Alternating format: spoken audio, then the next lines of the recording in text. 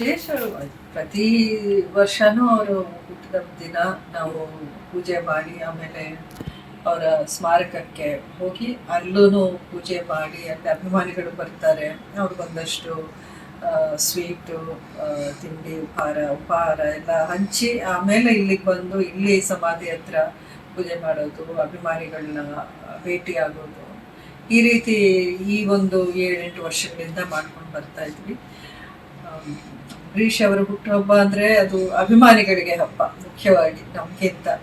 So ಅವ್ರ ಜೊತೆಲಿ ಒಂದಷ್ಟು ನಾವು ಹಂಚಿಕೊಂಡು ಇದನ್ನು ಸೆಲೆಬ್ರೇಟ್ ಮಾಡೋದು ಒಂದು ಈಗ ಅಲ್ಲ. ನಾನು ರಾಜಕೀಯದ ರಂಗದಲ್ಲಾಗಲಿ ಚಿತ್ರರಂಗದಲ್ಲಿ ನಾವೇನು ಅಭಿಷೇಕ್ನ ಕರ್ಕೊಂಡ್ಬಂದಿಲ್ಲ.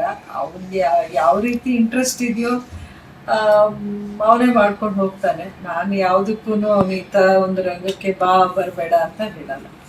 ಮತ್ತೆ ನೀವೇನಾದ್ರು ರಾಜಕೀಯದಲ್ಲಿ ಸ್ಪರ್ಧೆ ಮಾಡ್ತೀರಮ್ಮ? ಮಂಡ್ಯ, ಮದ್ದೂರು ಇದನ್ನ ನಾನು ಮೊದಲು ಹೇಳಿದ್ದೆ. ಈಗ ನಾನು ಬಿಜೆಪಿ ಪಕ್ಷದಲ್ಲಿ ಇರೋದ್ರಿಂದ ಪಾರ್ಟಿದಲ್ಲಿ ನನ್ನ ಇದು ರೋಲ್ ಯಾವ ರೀತಿ ಇರಬೇಕು ಅನ್ನೋದು ಅವರು ಡಿಸೈಡ್ ಮಾಡ್ತಾರೆ. ಅದ್ರ ಪ್ರಕಾರ ನಾನು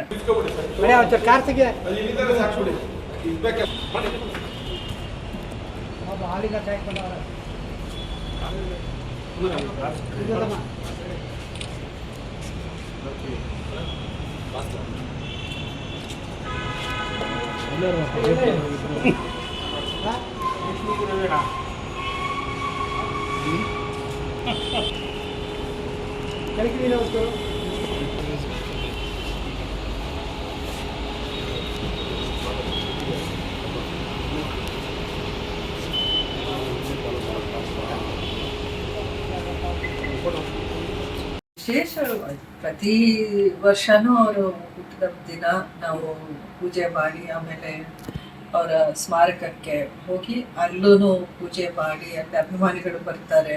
ಅವ್ರಿಗೊಂದಷ್ಟು ಸ್ವೀಟು, ತಿಂಡಿ, ಉಪಹಾರ ಎಲ್ಲ ಹಂಚಿ ಆಮೇಲೆ ಇಲ್ಲಿಗೆ ಬಂದು ಇಲ್ಲಿ ಸಮಾಧಿ ಹತ್ರ ಪೂಜೆ ಮಾಡೋದು, ಅಭಿಮಾನಿಗಳನ್ನ ಭೇಟಿಯಾಗೋದು, ಈ ರೀತಿ ಈ ಒಂದು 7-8 ವರ್ಷಗಳಿಂದ ಮಾಡ್ಕೊಂಡು ಬರ್ತಾ ಇದ್ವಿ.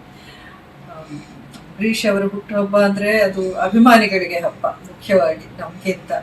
ಸೊ ಅವ್ರ ಜೊತೆಲಿ ಒಂದಷ್ಟು ನಾವು ಹಂಚಿಕೊಂಡು ಇದನ್ನು ಸೆಲೆಬ್ರೇಟ್ ಮಾಡೋದು ಒಂದು ಈಗ ಅಲ್ಲ. ನಾನು ರಾಜಕೀಯದ ರಂಗದಲ್ಲಾಗಲಿ ಚಿತ್ರರಂಗದಲ್ಲಿ ನಾವೇನು ಅಭಿಷೇಕ್ನ ಕರ್ಕೊಂಡ್ಬಂದಿಲ್ಲ.